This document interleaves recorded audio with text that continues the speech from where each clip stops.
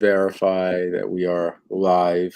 It's always the tricky part, is to just make sure we're off and running. Okay. Just give me one moment. I can make sure we're good. Okay, yep, sorry. Here we are live. Okay, everybody, today's Thursday, September 21st, 2023. Sad day today. We're just learning about a terrible accident that happened upstate today, I think this afternoon, involving members of the Farmingdale marching band, I believe. And I just saw, looks like 2 people died, several more in critical condition. So deepest condolences. These are always terrible stories, but especially so when it hits close to home. And obviously Farmingdale is probably about midway, Rebecca, between I and you. So this is very Mhm. much, I'll let you speak to Rebecca for a moment as well. It's absolutely tragic and heartbreaking, and my prayers and all my love goes out to the Farmingdale school community and the families that are dealing with unconscionable tragedy right now. Right. And let me say thank you, Rebecca, for joining us. Rebecca is the president and CEO of the Health and Welfare Council of Long Island, and she's also the Democratic nominee for Suffolk County Legislature for the 16th Legislative District. So thank you, Rebecca, for joining us. Oh, it's my pleasure. Thank you so much for having me.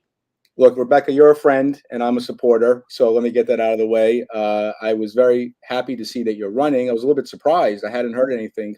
And I read in the paper there was a little bit of a residency issue with the prior nominee, but I was surprised and happily surprised to see you running. But how did that come about? How did you get into this race? Sure. So you're absolutely accurate. The previous Democratic candidate had a residency issue associated with redistricting. So he was no longer part of the District 16. So it went to court and he was removed from the ballot. And the Democratic committee um, put my name up for substitution.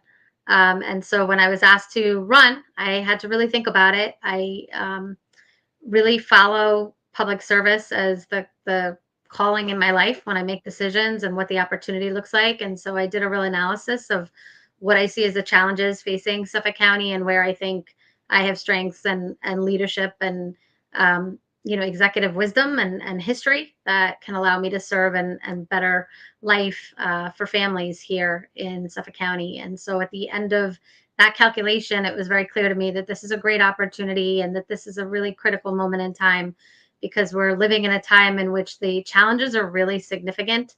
Everything from our environmental crises and climate change and a globe that's getting hotter and some really challenging political issues in the county related to protecting our clean water and doing what we need to do environmentally to the mental health crisis facing our children in our school districts, which I hear about every day and get calls about every day in my current role. And so there are just so many issues, affordability, public safety, so many things that are really affecting people's quality of life in what is America's first suburb, in what is a region that I love deeply.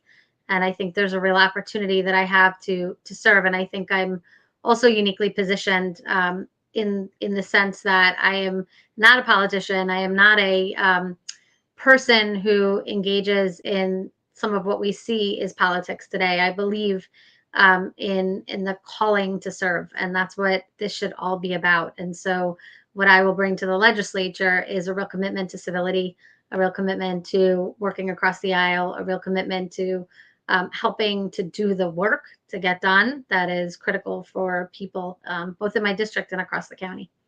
Rebecca, if you win this race, are you going to hold both positions or how would that work?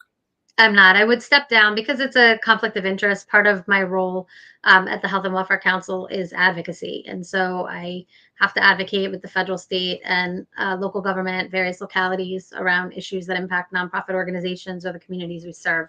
And so I think that to lead the agency and be a legislator at the same time would be a conflict of interest. So your intention would be to be a full-time legislature should you win the race?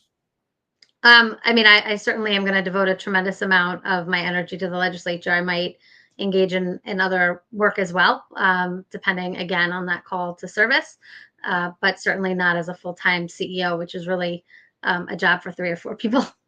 Right. Now you mentioned, your current role. However, this election breaks in your race and the other races, you're going to have a number of Republicans. You might have a Republican county executive, depending upon how it Mhm. goes. How do you imagine you'd be able to work with both sides? Do you have what you do now? Does that lend itself to being able to work across both parties? Yeah, I mean, I think anybody who knows my record knows that I have a long history of working in a bipartisan fashion. I mean, the most recent example that I can talk about is the advocacy that I've done over the last year around universal school meals for children, in which we've brought together Democrats and Republican senators and assembly, and really, focused on the issues and been able to advocate with a singular voice. And I think that at the end of the day, by as polarized as our environment often is, I do believe that people at the end of the day want to put their head on the pillow at the end of the day and feel like they've made a difference and that they've had an impact. And so I go at all of my work from that perspective, trying to see what's important to people, see what they value, see how we can come together and where the common ground is and build from there. But I really feel strongly that the antidote to the nastiness and the negative politics that we see today is getting more people to serve who are not career politicians and who are not, egomaniacal, but are people who are really driven and motivated by service and have a life of service, or folks who are in communities and really have a heart to serve. These are the people that we really need in our leadership roles, affecting policy and making decisions that impact people's lives, folks who have their finger on the pulse of communities, and who have empathy and a real heart for the challenges and the opportunities and needs facing families. Let me ask you about a challenge, Rebecca, because this seems to be a very hot button issue these days. And I'm very curious about your answer because you wear many different hats, and I know you to be a very caring and compassionate person. So I ask you this as a person, I ask you this as the leader of a not-for-profit, and I ask you this question as a candidate. How should we think of the current migrant crisis situation affecting New York City, and what would your position be as a legislator as far as how Suffolk County should approach the issue? It's an incredibly daunting and incredibly challenging issue, right? And so, certainly, I think as any elected official, part of our role is to be an advocate, and we really need to advocate with our federal government because a lot of the decisions that are impacting us locally are really decisions that need to be made at the federal level. I think it is, I have always felt that one of the things that we do, aside from sort of how we decide who comes here and when and how they get various authorizations, I think one of the things that we do that's really unfortunate is that we deny folks the opportunity to work when they get here. I think it's a very sort of un-American process. So if somebody's here as an asylum seeker and we grant them asylum or we grant them certain statuses, a lot of times they can't work for a period of time. And so then they end up being reliant on social services and safety nets. And those safety nets end up being pushed to the brink, often even further than that, and resources end up just not existing. And I don't think that's humanitarian.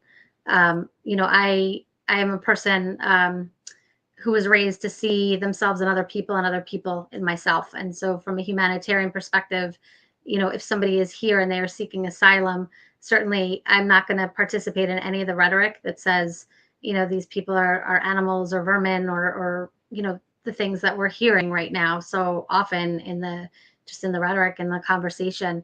But I think it's a multifaceted issue, and I think it's something that where we have to work with our federal government, with our state, and with our county.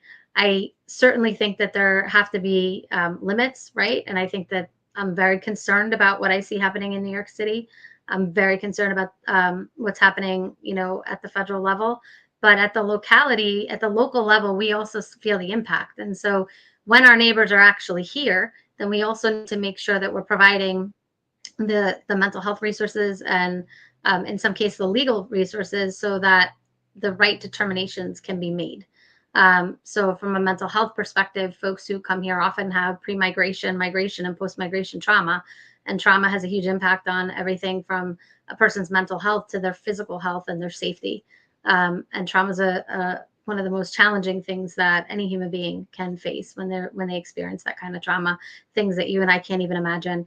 And so I think we have to be creative because when people are here, they are our neighbors, and we need to respond to that and develop systems that respond to that. But I also think that there need to be really thoughtful overhauls of our entire system. And what we see today is a demonstration of that. And I think it's hurtful to all folks. I also think COVID-19 taught us that we impact each other. Many of us talked about public health for really decades, but it wasn't something that most people understood until COVID-19. And the reality is that if any corner of our region or our community is unwell or unsafe, unhoused, unable to access health insurance, it impacts all of us, right? Because you can't quarantine if you're sharing a house with 10 families. And I don't think that, our substandard housing is something that is safe for folks who come here or for anybody who lives here. And so we have to tackle those challenges, recognizing that it's a multifaceted solution to do so. Rebecca, let me ask this question. I'm always encouraged and happy when I see people coming from an executive role capacity running for office. It's what I gravitate to. But I always have this question because, you are the president and CEO of an organization. It's probably a different mindset being a legislator, right, where you have to work. I mean, you may not have the last decision on everything that matters to you as you do now. You think that could be a source of frustration, or do you embrace that? Is that something that you think you'll struggle with? What are your thoughts about going from an executive capacity to being I love the question. Yeah, no, I love the question because I've thought that through quite a bit. Because I do love being an executive. It's true. I like, creating opportunities and building things and making them happen. I know how to get things to happen. But I had the opportunity for 5.5 years. I worked in Suffolk County. I started in Suffolk County managing constituent affairs right at the time that Superstorm Sandy hit. And so, played a lead role in the Superstorm Sandy recovery and really understanding the inner workings of government and the disaster, the challenges in a disaster, to making sure that services are what they need to be. And then I was an assistant deputy county executive. And as part of that, I worked in the performance management team. And I got to really understand the inner workings of a lot of departments across the county because we worked with all of them in the role that I had. And so the excitement that I have about being a legislator is having been on the inside of government and then having spent time on the outside as the CEO of, an umbrella human service organization, which really is being an umbrella for our nonprofit small businesses, is really understanding from both the outside and the inside perspective what works and doesn't work in government. And I think as a legislator, you have a real opportunity. Obviously, you have, you're approving budgets and there's that opportunity, but also to pass, to put forth resolutions that are really actually authentically impactful. A lot of times we see, laws being passed and we sort of know that they're great photo ops or they're great, splashes in the newspaper, but then you look at what the impact can be and it's often not measured and it's often not reported back on. And I really love that kind of thinking. I love to think about what we can do from a policy perspective that can really impact people's lives. But I also look at the role as a legislator as being focused on constituent services and making sure that we're really serving the people in the district. And that part of the role is also exciting to me. The idea that we can, or that I can, really listen to my neighbors, really get to know my neighbors, really hear from them about what their challenges are and what's important to them, and then work on creating solutions to the barriers that they have in their lives to living their best lives. Because that's, my goal as legislator will be to make sure that every family in my district can live their best lives. So I'm very excited about that part as well, and also see as part of the opportunity the ability to start to create changes and shifts in how people think about government, because too many of the conversations that I hear today are about bureaucracy. They're about the nastiness of politics. They're about people's sense of disillusion. It's more than distrust now. It was distrust a few years ago. Today, I see disillusionment. I see people really sort of turn almost in pain when they think about government, and coming from a long line of veterans and coming from a family that was very focused on public service. That's really hard for me to swallow. And I want to be part of restoring people's faith in government and showing people that folks who are really called to service with a desire to get things done, and also the credentials and the skills to get things done, are who we really need to be electing today. Rebecca, I should have mentioned from the outset, I did say that you're running for the 16th legislative district, but I didn't describe that district. So let me try to do that now. The 16th Suffolk County Legislative District includes Comac, Dix Hills, East Northport, Elwood, Melville, South Huntington and South Huntington. Those are all in the town of Huntington.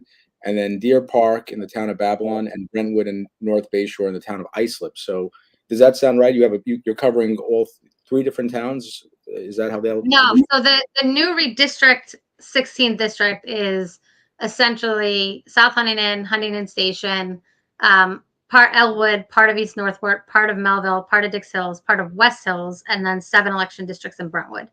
Thank you. Yeah. So Okay. it's a little different than what you described. I know the lines have confused lots of folks this year. But yes, it's a vast district.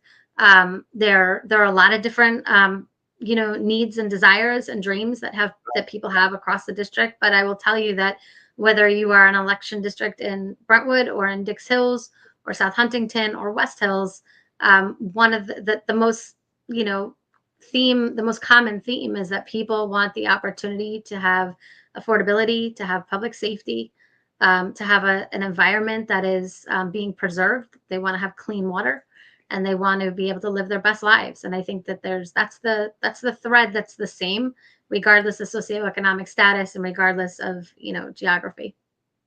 Rebecca, let me ask you. I'm a Nassau County guy, as you know, so I'm not as well versed on Suffolk County issues. But when I think about Suffolk County, I think about a couple of very specific issues that you guys seem to be having out there. One is this issue with cybersecurity, which obviously is a threat everywhere in the country, but we know that it directly affected Suffolk County. Several months ago, I had John Kamen on, who spoke about this at length. So what's your understanding of where we are, where Suffolk County is with that issue? And then I'll also ask you that there's an issue about sewers in Suffolk County that I'm not completely well versed on, if you want to just take that as well. But cybersecurity and sewers, where do you stand, Rebecca? Two small issues. Yeah. So let's start on cybersecurity. So certainly I don't work for the county today, and so I wouldn't comment on the inner workings of what happened and what has happened since, because I'm not on the inside. It wouldn't be appropriate for me to do so. But let me just say that I think, I know that cybersecurity is one of the greatest threats that we face. That impacts small businesses, that impacts governments, that impacts our school districts, that impacts everybody.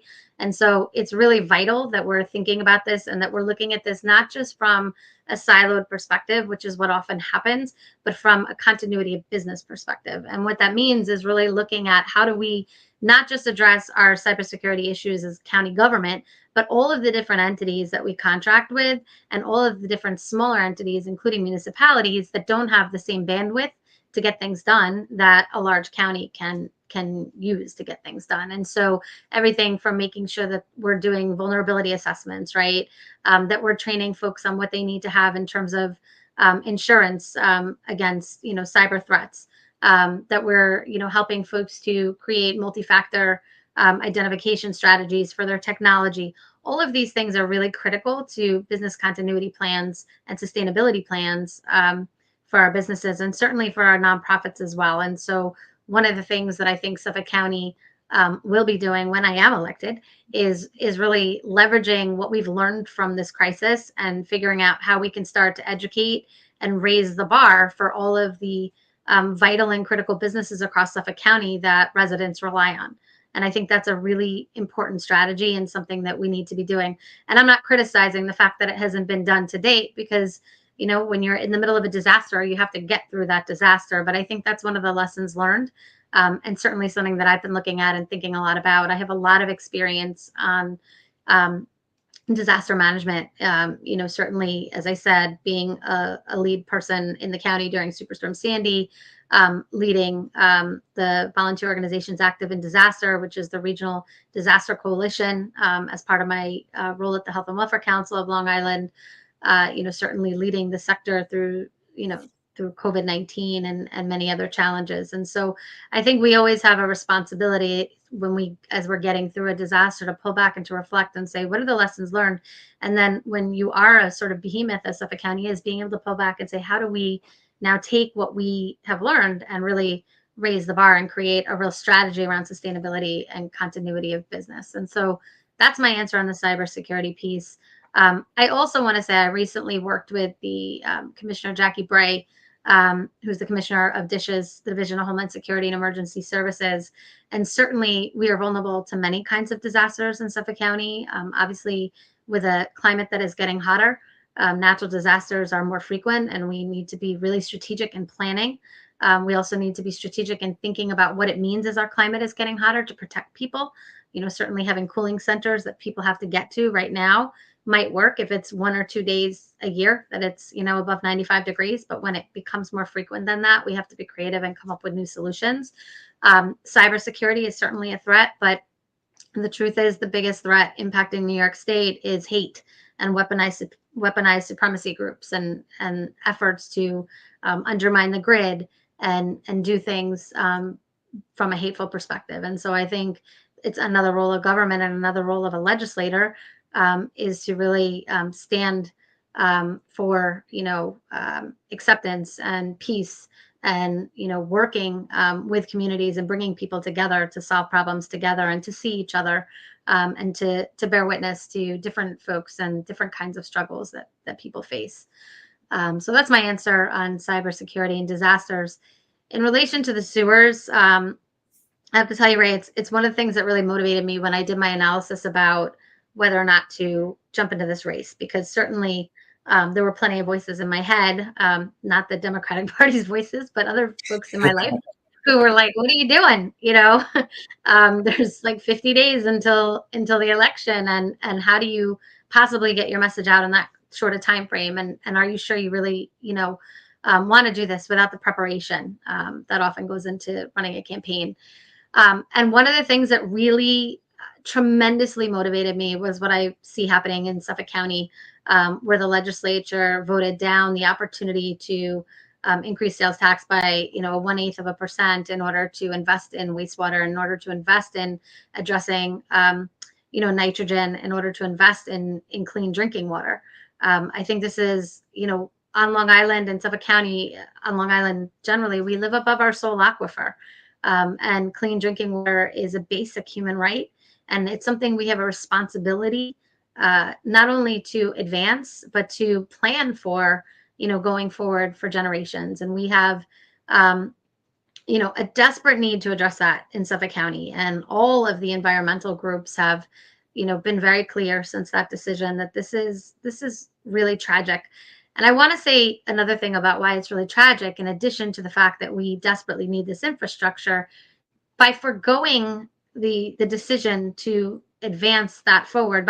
So basically what happened was the vote was about putting the opportunity out to voters to decide, creating a referendum on the ballot this November to let voters decide about this, 1/8% increase. The Republican legislature voted it down. My opponent voted it down, Manny Esteban, because there was a concern about it driving Democrats to the polls. And so clean water got hijacked by partisan politics. And I think that is an example of what needs to stop. Because if we are engaging in that level of partisan politics, then we aren't serving people the way that people deserve to be served. And when it's on something as basic as clean water, it's particularly jarring. And so I think we have a responsibility to address that. And we have a critical responsibility to start to look at our environment as a whole. Climate change is real. I'm not going to engage with that conversation with anyone who wants to talk about, denying the fact that our climate is getting hotter and that we have to respond to it. And Suffolk County, quite frankly, could be a leader, a national leader, and what it means to solve some of these complex issues and come together and be creative and be strategic and engage in all different kinds of strategies, from public education to infrastructure, to various policies that can improve people's lives. But it requires, again, not having this crazy partisan behavior where something as simple as clean water and also voter choice, right? Trusting the voters to make the right decision for their lives, for public health, for their families. That should never have been something that was denied, and it was. And it's something that was a big impetus for me in getting involved in this election, because the environment is something I'm tremendously passionate about. Rebecca, you mentioned your opponent in the race, legislator Esteban. Do you think that he's consistent? You mentioned the vote that you disagreed with. Is he consistently wrong, mostly wrong? What would you say about his voting record since he's been in the legislature? It's a great question. I think that I would rather talk about why support me as a candidate than I would talk about the things that are wrong with him. I don't have a personal relationship with Manny. I don't know him personally very well. I disagree with his politics. I disagree with his connections to people like George Santos. I disagree with his perspectives on abortion. I disagree with a lot of the things I've seen over time, from both use of language to vote. Certainly I disagree with his vote on the environment and on clean water. I think it's a tragic decision to vote that way, quite frankly, and something that is betraying to the voters in Suffolk County. But as a human being, he may be, I've heard he's a nice human being and a good father and good things too. And so I'm not going to bash my opponent, because I think that part of what we need to do is really raise the level of respect and civility in these kinds of elections, and debate on the issues and debate on the policies. So from a policy perspective, I think are very different people, and the voters deserve and need that choice to make a decision about who they want to support. Yeah. Rebecca, I wanted to ask you something. You touched on it earlier, and Newsday's been talking about this quite some in recent months, but the affordability issue on Long Island, and the struggle that many families have, many people have on the island. Yeah. What are your thoughts about that? I mean, is there anything that you would specifically try to work on if you're in the legislature addressing the affordability issue?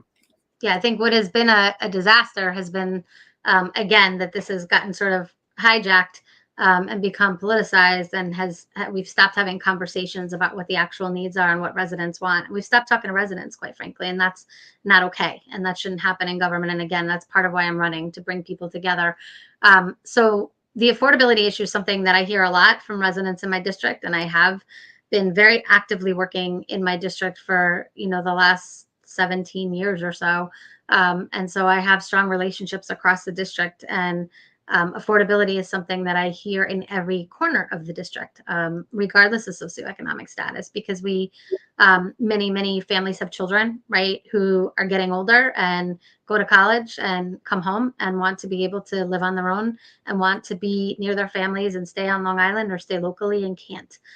So attainable housing for young people is a vital issue, right?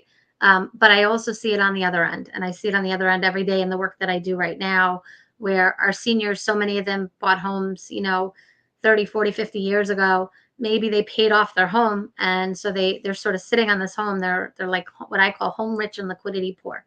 So they have the house, but they can't keep the lights on and food on the table and pay their taxes and live a safe and sustainable life. And that's also tragic. And so when you don't have any diversity of housing stock that can meet those needs, our young people to be able to have a place to start, and our seniors to be able to have a place to condense their lives, and when they no longer need a large house, a place that's safe and affordable. These are things that are not the hallmarks of a healthy society. And so I think we have to look at that. I also think there are issues around overdevelopment, and we have to protect our environment, and we have to preserve land, and we have to preserve resources. And so there's a balance that has to happen. But I think these conversations have to stop being, again, sort of hijacked by this very intense level of emotion, and just start looking at the data and what the needs are and what our communities are saying, and then come up with multifaceted solutions that work for community. But it has to be hand in hand with community, because so often what ends up happening is, whether it's government or whether it's the private sector, folks feel that decisions around the structure of their communities are outside of their control, and they give up. They get frustrated and they give up. And I could tell you personally, we've lost many friends, many of our Long Island friends to North Carolina, Right. and other states across the country in the last 5 years. And part of that is just a sense, some of it's affordability completely, and other parts of it are just a sense of feeling like they can't impact decision making. And so I think, a healthy society is one where there's tremendous civic engagement, and where people feel that government works for them, and they have a right and feel entitled to share their story, to share their feelings, to share their needs, and to be heard. And that's something that is very important to me, and will be when I'm elected. Let me ask you a non-political question. Well, actually, I take that back. Every question's political, but Rebecca, I know you in part for your animal advocacy, and I wanted to ask you, um, what that means to you as an individual, and how you think what that means to you if you become a member of the legislature, and how you would carry that forward if you're elected. Okay. Absolutely. You're gonna give me a chance to talk about dogs, Ray? We're gonna be on for hours. No, Um, I know what they mean to you, but I think it's important because yeah, it's one of the no, many reasons that I'm a big. absolutely. No, absolutely. No, I think we need people in elected office who, understand and have respect for our animals and for our pets and for protection of animals, for looking at recreation opportunities that help connect animals and families, right? Because we know that when we look at public health, one of the things that helps people to live healthy lives is to have animals that they're outside with, they're engaging with. It's something that is very helpful from a stress perspective. And we know that there are shelters and that there are places where animals are mistreated, and that needs to stop. And I think, certainly as legislator, I would be looking to figure out how I can use the office to uplift the safety and the protection of our animal companions, of our animals in Suffolk County. And I also think it's important to recognize that one of the things that we know is a precursor a lot of times in abusive situations for families, and I often say women and children, but I do want to say, men are certainly victims of domestic violence as well. One of the things that's a precursor often is abusive animals, right? And one of the reasons why people don't leave abusive situations is fear of leaving their animals. And this is something that's well documented and something that we know well. And so we need to look at things like our shelters and how we can make sure that they are animal friendly across the board, and how we can create opportunities to protect families and recognize that families include whole families, included four-legged loved ones. Yeah, yeah. Rebecca, I don't know how it works if you were to get elected as a freshman legislator, but if you get to pick and choose or whatever. But what committees would you be most interested in serving on? Have you identified any that you particularly Human, interested yeah, human services and aging and education are of particular interest. Although, as somebody who, has lots of interest, certainly when I was looking through them, I, could see other options too. But those are the two that I think would be certainly would benefit from my skill set and my experience and my credentials. Some of us remember that you ran a couple of years ago, and it was kind of, if I remember correctly, it was probably about 2 years ago. So we were just coming out of COVID. But what's your experience now? I mean, you're in a different race now, and it seems like it's a sprint. With just a few weeks left. But what's your experience been around this time around? And have you seen any differences in the electorate? And have we come back since COVID? I mean, it was a very different time when you ran a couple of years ago. What are your thoughts on where we are now relative to 2 years ago? Yeah, no, absolutely. It is absolutely a very different time, and the issues are different to some degree, and some of the issues are absolutely the same. The big issues, water quality, public safety. These are, affordability, taxes. These, certainly there hasn't been such movement on these issues that there's any different, right? So still seeing all of those. Very interesting to say that one of the things that has bubbled up and has surprised me a little bit is road safety. There's been a lot of conversation around speeding on our roads, around ATVs and other different kinds of vehicles that are being used and creating real impacts from a safety perspective for families that are trying to walk on their streets or just enjoy their neighborhoods. I've heard that consistently, and that's definitely different since 2021. Obviously, there's a little bit less of a fear factor. Certainly in 2021, people were afraid to get close and have conversations. And so conversations were often like this on some kind of streaming platform. And I think that that's changed. I think people are excited to be with one another again. Are you able to meet more people now during this campaign cycle than last time? Have I met more people? Is that what you said? Are you able to, because COVID is no longer as much of an issue, or are you feeling like can you go door to door now more so than you could, let's say, a couple of years ago? Is it a different experience campaigning? It's a different experience campaigning because it's such a truncated timeline.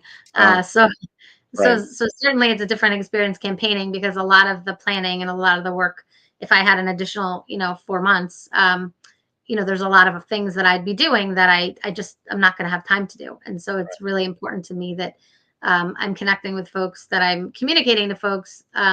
Really two things. One, that I'm a listener, by trade and by heart. And so I want to hear from folks legitimately and authentically and want to continue to hear from folks. So this for me is not just about, as I'm talking to folks, I'm not saying please just vote for me November 7th. I'm saying I hope I earn your support on November 7th. And more importantly than that, I hope you stay engaged after, because we really need you at the table. And I deeply, deeply, deeply believe that.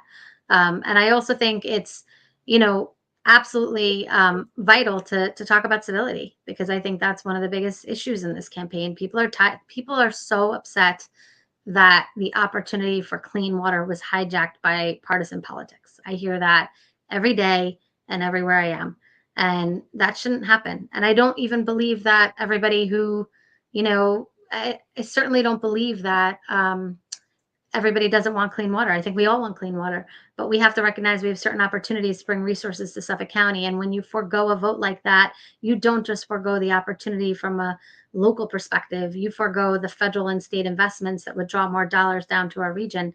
And to do that based on anything other than public health and what's best for the residents and for the constituents of this county is an abhorrent decision.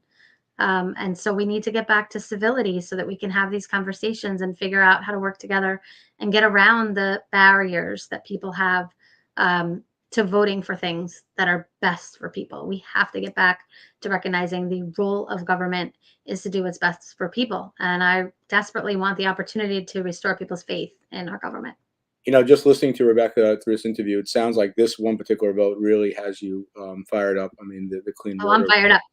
Yeah, I mean, it seems like this is really, this really got you going on this one issue. I want to thank you for your time, Rebecca. And, if people are interested in reaching out to you and learning more, or perhaps in volunteering, donating, how can they do so? How can they get in contact with you? Yeah, absolutely. So they can email me at my name, RebeccaSanin@gmail.com, or at SuffolkForSanin@gmail.com, either one. I'd be really excited to receive your email, and I'd get back to you right away. Certainly happy to do that. If you shoot me an email, I'll be happy to send you my cell phone number. I thought for 1 second about sharing it right here and then realized this may be in lots of different places. So I'd like to see your email first. But really excited to talk with you and really excited to connect with folks. And that for me is not just about running for office. It's who I am. I'm a connector, and it's what I love to do.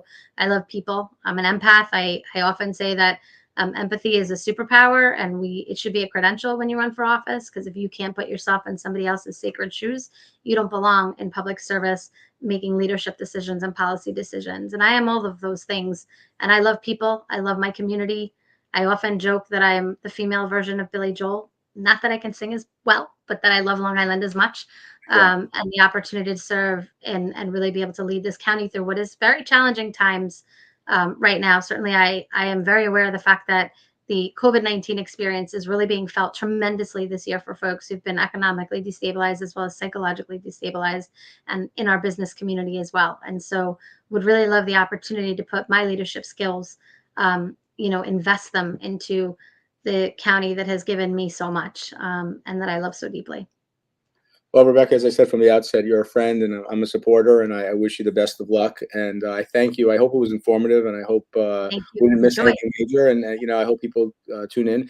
Please check out the comments, because people do comment, and especially when they watch on the replay and stuff like that. And I'm sure there'll be any number of comments, questions, whatever. But thanks again, Rebecca, and I look forward to seeing you soon. And I would just say that you could also follow my Facebook page, Rebecca Sanin for Legislator. I'm posting lots of information there as well over time, and look forward to connecting with you. So thank you. Thank you, Ray. Have a good evening, everyone. Okay. Thanks so much. Bye-bye. Thank you. Yep. Good night, everybody. Thank you.